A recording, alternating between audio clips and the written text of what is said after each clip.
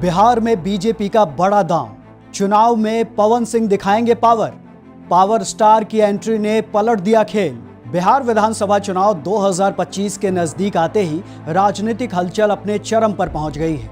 Ticket बंटवारे से लेकर गठबंधन की रणनीति तक हर दल अपने वोट बैंक को मजबूत करने में जुटा है। ऐसे में भोजपुरी सिनेमा के सुपरस्टार पवन सिंह की बीजेपी में वापसी ने पूरे चुनावी समीकरण को हिलाकर रख दिया है। शाहबाद और मगध क्षेत्र में उनकी लोकप्रियता किसी राजनीतिक ब्रांड से कम नहीं है। बीजेपी को पूरा भरोसा है कि पवन सिंह की एंट्री से कम 30 विधानसभा सीटों पर उन्हें सीधा फायदा मिलेगा। ऐसे में सवाल उठता है कि क्या पवन सिंह वाकई में बीजेपी के लिए तुरुप का इक्का साबित होंगे या फिर उनका विवादित अतीत पार्टी के लिए बोझ बन सकता है। क्या पवन सिंह शाहबाद और मगध की सीटों पर अपना पावर दिखा पाएंगे? आज के इस वीडियो में बात होगी पवन सिंह के राजनीतिक पावर की। नमस्कार, आप देख रहे हैं स्टेट मिरर। मेरा नाम है अंशु झा। 2024 के लोकसभा चुनाव में निर्दलीय प्रत्याशी के रूप में चुनाव लड़ने वाले पवन सिंह ने अच्छा खासा वोट हासिल किया था। हालांकि जीत ना उनके हिस्से आई और ना ही एनडीए प्रत्याशी उपेंद्र कुशवाहा की।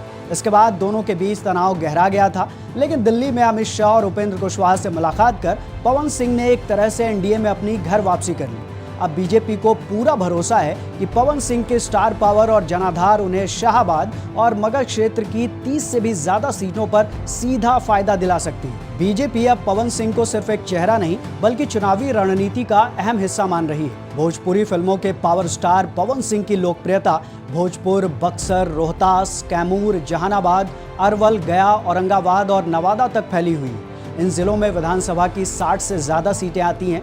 बीजेपी को भरोसा है कि पवन सिंह का चेहरा और प्रभाव यहां वोटों में सीधा ट्रांसफर हो सकता है।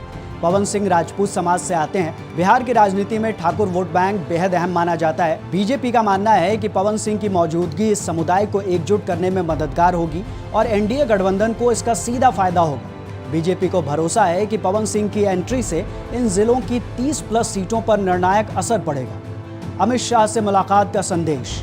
दिल्ली में अमित शाह और बीजेपी अध्यक्ष जेपी नड्डा से मुलाकात कर पवन सिंह ने साफ कर दिया कि उनकी भूमिका केवल शोभा यात्रा वाली नहीं होगी, वो चुनावी रणनीति में भी केंद्र में रहेंगे। 2024 के लोकसभा चुनाव में पवन सिंह और उपेंद्र कुशवाहा प्रतिद्वंदी बने थे, लेकिन इस बार पवन सिंह ने कुशवाहा के घर जाकर आशीर्वाद दिया। ये राजनीतिक मैसेज था कि पुराने गिले शिकवे खत्म हो चुके हैं और एनडीए गठबंधन मजबूत होकर चुनाव मैदान में उतरेगा। पवन सिंह की वापसी ने विपक्षी दलों की नींद उड़ा दी है। आरजेडी समेत अन्य दल उन्हें हल्के में नहीं ले रहे। तेज प्रताप यादव ने भी सार्वजनिक मंच से पवन सिंह पर तंज कसा। इसका मतलब साफ है, विपक्ष समझ चुका है कि पवन सिंह की मौजूदगी चुनावी हवा बदल सकती है। कहां से चुनाव लड़ेंगे पवन सिंह? सबसे अधिक चर्चा इस बात की है कि क्या पवन सिंह आरा से चुनाव लड़ेंगे।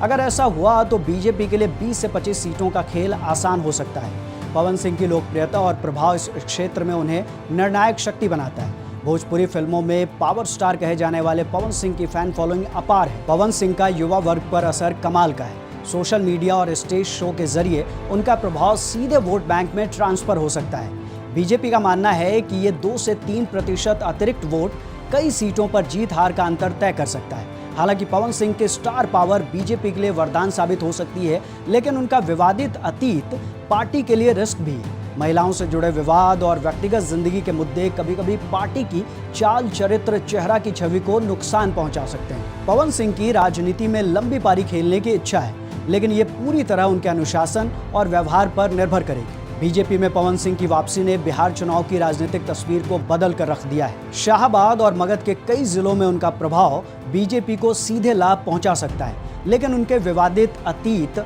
और व्यक्तिगत जीवन के कारण ये देखना भी जरूरी है कि क्या पार्टी उन्हें पूरी तरह चुनावी हथियार के रूप में इस्तेमाल कर पाएगी या फिर ये उनके लिए रिस्क बन जाएगा। ऐसे में सवाल उठता है कि क्या शाहबाद और मगध इलाके की सीटों पर पवन सिंह अपना पावर दिखा पाएंगे। हालांकि इसका रिजल्ट जो भी हो, लेकिन इतना तय है कि बिहार चुनाव में पवन सिंह की एंट्री ने राजनीतिक गलियारों में हलचल काफी तेज कर दी। आपकी राय इस पूरे मामले को लेकर क्या है, हमें कमेंट करके बताएं। वीडियो अच्छी लगी हो तो इसे लाइक करें, शेयर करें और चैनल को सब्सक्राइब जरूर कर लें। धन्यवाद।